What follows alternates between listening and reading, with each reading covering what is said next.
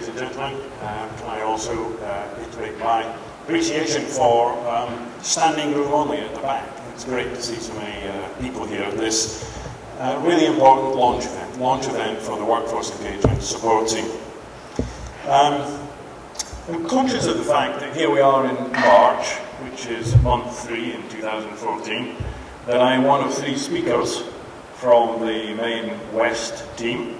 And of course the West itself, Workforce Engagement Support Team, is a tripartite organisation.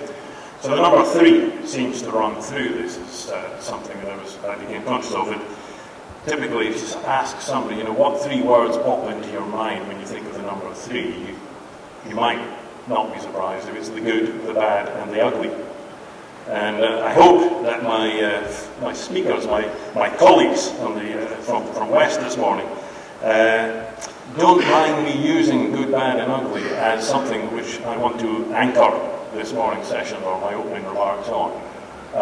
I'm certainly not going to suggest that you necessarily need to decide which one of us is good, which one of us is bad, which one of us is ugly, although I might certainly suggest that at least one of us doesn't fit the ugly categorization, but I'll leave that up to yourselves. So why have I opted for the good, the bad and the ugly theme? I'm actually going to take them in reverse order. So, ugly. Ugly doesn't cover in any way the range of impacts that an event such as Piper, Macondo, Texas City, or indeed the recent helicopter incidents that we've had to deal with, it just doesn't do justice to the impact those events can have on people, whether they be directly or indeed indirectly involved. And our industry, indeed our society, I do believe, simply can't afford to have those sorts of events where the impact is so ugly. I would suggest that the risk of such an event occurring, an ugly event such as that, is dramatically reduced where there is an active and healthy safety culture at a work site. And that really doesn't matter whether it's working at the collective level, when you're thinking about major accident and hazards, or at the individual level. I've gone to further argue that effective workforce engagement isn't just an enabler for that positive safety culture, it's an absolutely essential foundation for that culture. Absolutely essential foundation. And it's not just the foundation when it comes to major accident hazards.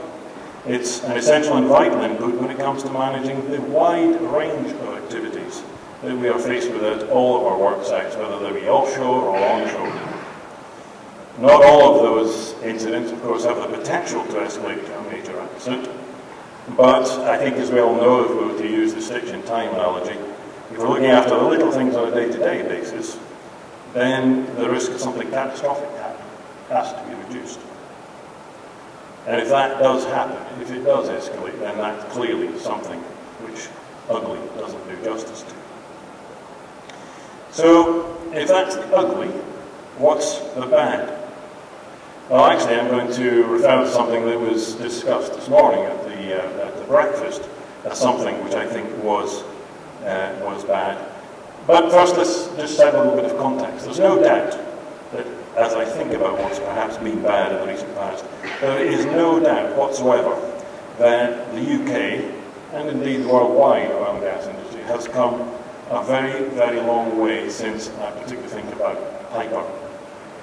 And the very fact that we're joined here today by our colleagues from the US Chemical Safety Board illustrates to me that we have things that we can and should offer the worldwide industry.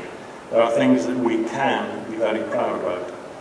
And I do encourage you to participate in that particular booth because learning and sharing is vital to us for a healthy culture.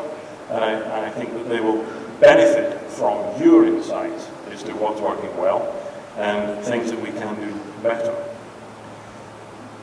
But going back to the bad, what was bad, in my opinion, looking not that far back, actually, was that our workforce was confused. I believe we were confused as we had too many bodies, too many groups, too many entities, all seeming to try and tackle improving workforce engagement.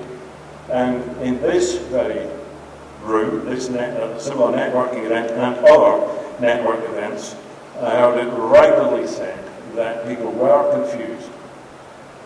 They didn't know who to turn to, they didn't know who to engage with. And that was reinforced not just in events like this, but actually in my direct conversations with elected safety representatives. So whilst engagement is often, perhaps even predominantly, something that's unique to the work site, there are issues which are unique to each and every work site. There are, of course, times when we're faced with issues which are shared right across all of our work sites.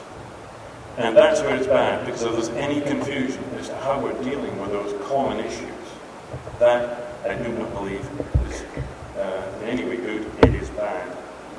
And that is why I think Workforce Engagement Supporting West is a vehicle for good. So that neatly takes me to the good.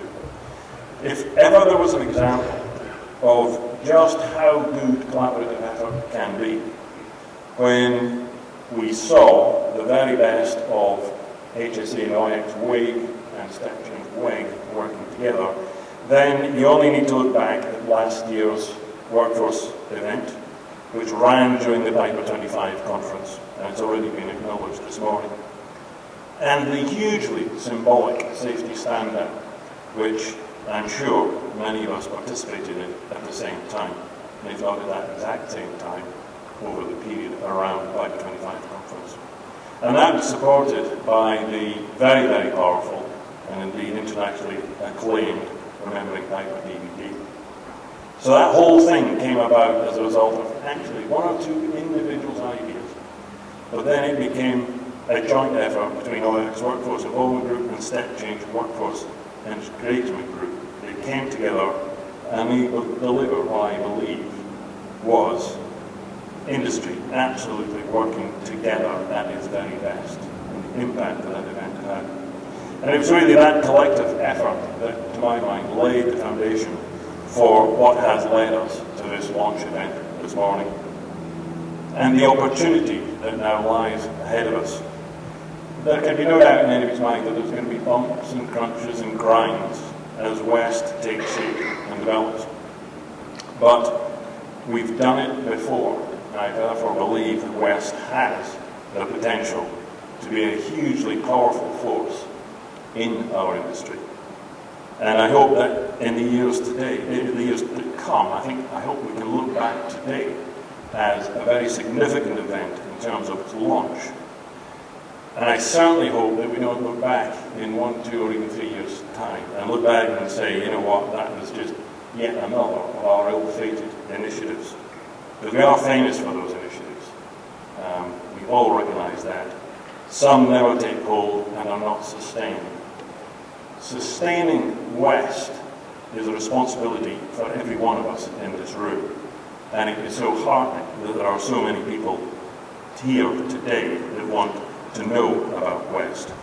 I think we all appreciate that without effective workforce engagement, and let's not forget, workforce engagement, West is all about facilitating that engagement, then I would fear that the risk could be littered, the future could be littered with events that the word ugly simply doesn't do justice to. Thank you very much, ladies and gentlemen. With that, I shall hand over to Jake.